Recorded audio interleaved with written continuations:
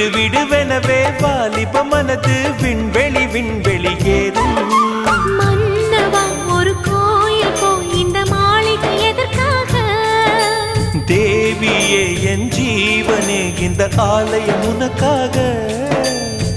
வானில் ஒரு புயல் மழை வந்தால் அழகே என்னை எங்கனம் காப்பாய். கண்ணே உன்னை என் கண்ணில் வைத்து இமைகள் எனும் கதவுகள் அடைப்பேன். சத்தியமாகுமா? நான் சத்தியம் செய்யவா?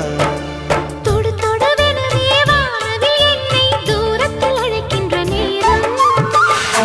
உவா